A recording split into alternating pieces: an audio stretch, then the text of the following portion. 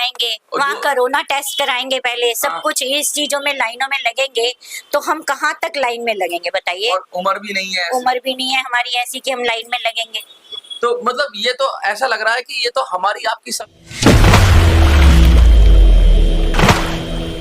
बुजुर्गों के सम्मान में हम सब मैदान में और पूरा देश मैदान में आ रहा है। एक एक जगह से लोग निकल के आ रहे हैं और महिला हो, पुरुष हो, बच्चे हो, सब तरफ से मैंने सबका इंटरव्यू किया और ज्यादातर लोगों ने ये ही कहा है कि भाई बुजुर्गों के सम्मान के लिए हमें कुछ ना कुछ उनका जीवन सुचारू रूप से चले, वो भी एक तरह से अपना जीवन अच्छे ढंग से जी पाए, उसके लिए संघर्ष करना चाहिए और उनका साथ देना चाहिए।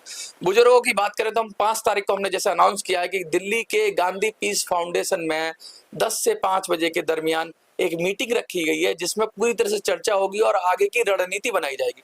पूरे देश से टीमें आ रही हैं और लोग बता रहे हैं कि हम भाई दिल्ली आएंगे और वो लोग हमें फोन कर रहे हैं और हमसे पूछ रहे हैं, अपने नाम की लिस्ट दे रहे हैं।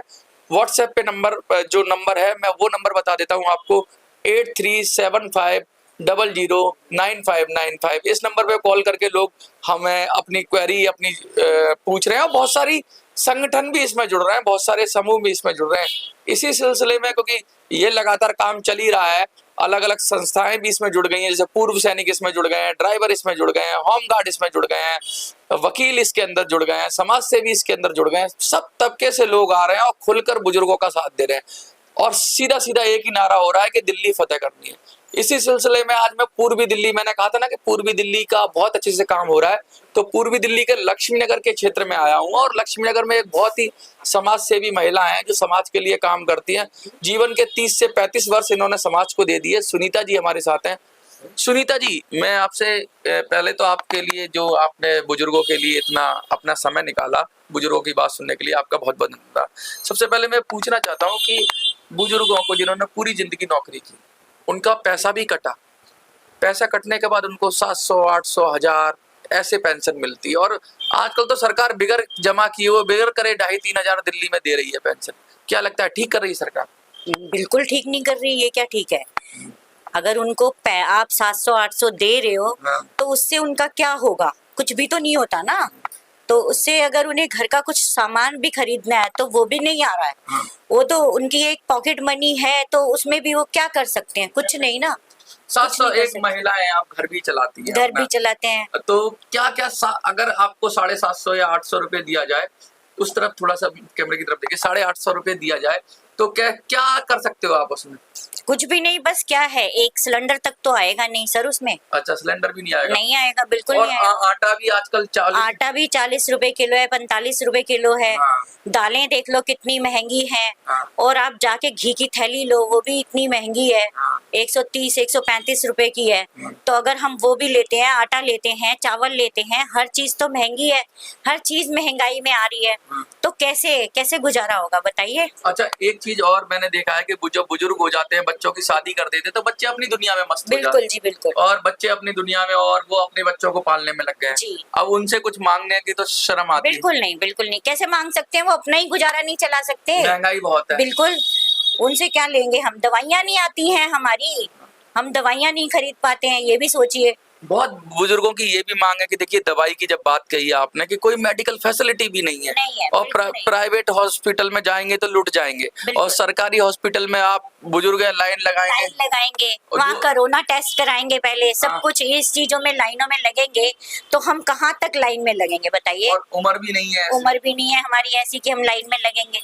तो मतलब ये तो ऐसा लग रहा है कि ये तो हमारी आपकी सबकी पीड़ा है, हम सब बुजुर्ग होने वाले हैं। बिल्कुल बिल्कुल। तो क्या लगता है, ये बुजुर्गों के सम्मान में अब दिल्ली को मैदान में आना चाहिए? आना चाहिए, क्यों नहीं आना चाहिए। और सब लोगों को खड़े हो जाना चाहिए। हाँ, बिल्कुल खड़ा होना चाहिए। मैं एक बड़ी कॉमन चीज पूछ रहा हूँ, अगर बुजुर्ग सैकड़ों की संख्या में, हजारों की संख्या में दिल्ली में आ जाएं और गली गली मोहल्ले मोहल्ले जाकर ये बात कहें कि भाई हमें हमारा अधिकार मिलना चाहिए, तो लोग साथ देंगे नहीं देंगे? बिल्कुल देंगे सर, क्यों नहीं देंगे, देंगे। हाँ बिल्कुल देंगे, कंफर्म। लोग तो कह रहे हैं कि भाई कांग्रेस इतनी बड़ी पार्टी है, आम आदमी पार्टी इतनी बड़ी पार्टी है, बीजेपी इतनी बड़ी पार्टी है, उनके मुद्दे चलेंगे कि बुजुर्गों के चलेंगे? बुजुर्गों के चलेंगे, ऑब्वियसली बुजुर्गों के ही चलेंगे, क्योंकि वो लोग तो आराम से बैठ के अपना खाना खा रहे हैं, हाँ। घर में बैठ के खा रहे हैं, चांदी की थालियों में खा रहे हैं, उन्हें क्या कमी है उन्हें- बताइए। और एक बुढ़ा इंसान बेचारा कहाँ से पत्तल वत्तल में लेके खा रहा है, हाँ। ये भी तो देखिए ना आप। मतलब पूरी जिंदगी इसीलिए कमाया था कि इसलिए वो कमाया था कि एंड में वो क्या करेगा बेचारा, बुढ़ापे क्या में आके करेगा ये बुढ़ापे में। बिल्कुल बुढ़ापे में ये हाल बिल्कुल। देखना पड़े।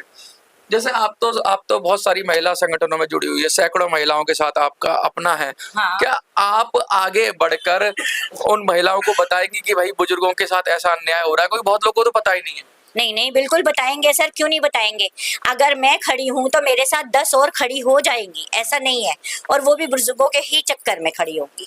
देख, बुजुर्गों का कहते हैं ना, बुजुर्गों को आप कोई कम मत समझिए। कुछ बुजुर्ग फैसिलिटी तो होनी चाहिए ना उनकी, फैसिलिटी तो उन्हीं को चाहिए ना।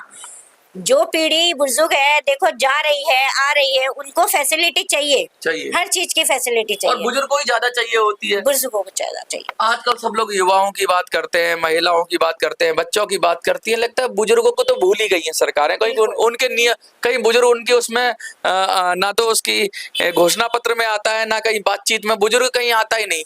वो तो कहीं है ही नहीं। हाँ। उनको तो नाम ही मिटा पड़ा है। उनका कहीं नाम नहीं है, दूर दूर तक नहीं है। कौन मांगता है? अपने बच्चे नहीं मानते उनको।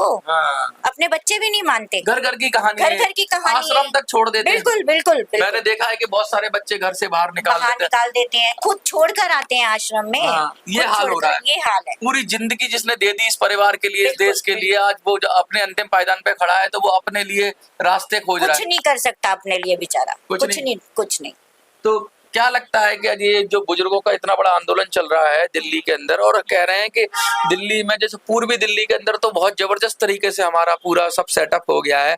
आज हम पूर्वी दिल्ली में ही हैं, लक्ष्मी नगर विधानसभा के अंदर हैं। तो क्या लगता है कि अब क्या बुजुर्गों को अपने सांसद चुन के संसद में भेजने चाहिए?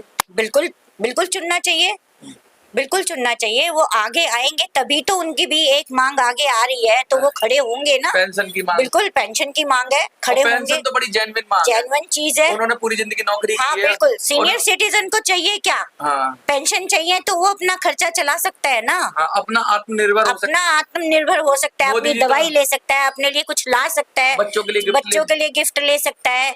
हर चीज चाहिए कि सीनियर सिटीजन को क्या नहीं चाहिए। हाँ। हर चीज चाहिए। और जिसने पेंशन के लिए पैसा भी जमा किया हो, उसको तो सरकार की जिम्मेवारी बनती है बनती है। और उसका पैसा इतना है कि सरकार चाहे तो अच्छी अच्छी उसको पेंशन मिलेगी, इतना पैसा जमा है उसका। हाँ, लेकिन फिर भी नहीं दे रहे हैं। देनी चाहिए सरकार को, सरकार को देना चाहिए। आप इतने अच्छे कपड़े पहन लेते हैं, सब कुछ कर रहे हैं, लेकिन एक सीनियर सिटीजन के पास क्या है?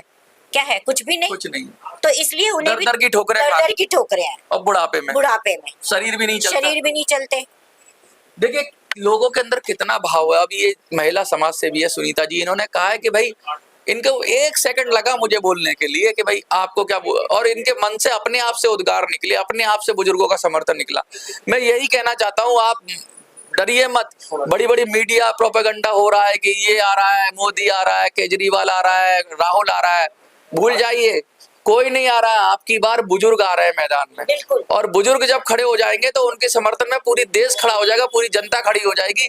ये नेता खड़े हो ना हो, ये बात मैं आपको समझाना चाह रहा हूँ। बार बार कह रहा हूँ कि अगर आप सब लोग संगठित होकर दिल्ली में खड़े हो गए, एक जगह आप इकट्ठा हो गए, दिल्ली में आ गए और आपने वो कर लिया जो बस 1 महीने की मेहनत कर ली, तो आपके सांसद होंगे संसद में और सरकार फिर हम चला रहे होंगे। और जब सरकार बुजुर्ग चला रहे होंगे ना, फिर अपने मन का जो नियम है ना, अपने लिए हम खुद बना लेंगे, हमें किसी से मांगने की जरूरत नहीं पड़ेगी। मैं यही संदेश देना चाहता हूँ कि 5 तारीख को आप लोग जो मीटिंग है उसमें ज्यादा से ज्यादा संख्या में उपस्थित होइए। 5 अप्रैल को सुनीता जी भी मिलेगी आपको। 5 अप्रैल को मीटिंग में इनसे बात करिए, इनसे समझिए। और ये सब वेलकम कर रहे हैं आपका, ये सब स्वागत कर रहे हैं आपका, ये सब कह रहे हैं कि आइए दिल्ली, आपको नतमस्तक होकर, आपको दिल्ली बाहें फैलाकर स्वागत कर रही है कि आइए और दिल्ली के अंदर कम से कम अपने सांसद बनाइए और अपने सांसद बना के लोकसभा में भेजिए और वहां से सरकार पर दबाव बनेगा। क्योंकि अपना सांसद होगा तो अपनी बात करेगा। जो सरकार का सांसद होता है वो मिल तो लेता है, वादा भी दे देता है, आश्वासन भी दे देता है, लेकिन काम नहीं करता है, काम पूरा नहीं करता है। लगातार ये लोग मिलते रहे हैं, मोदी मिलते हैं, सब मिलते हैं एक दूसरे को, सब देते हैं, आश्वासन देते हैं, लेकिन कभी भी किसी का काम पूरा नहीं हुआ है। तो काम तो खुद ही करना पड़ेगा, खुद ही करना पड़ेगा। देखिए साफ साफ संदेश है कि लड़ेंगे और जीतेंगे। और ये संदेश आप तक पहुंच जाना चाहिए, एक एक व्यक्ति तक पहुंच जाना चाहिए जो जो ये वीडियो देख रहे हैं। वीडियो को शेयर कर दीजिए और 5 तारीख के लिए कमर कस लीजिए। बुला रहा हूं दिल्ली, आइए, लड़ेंगे, जीतेंगे। देखते रहिए मिनी संसद।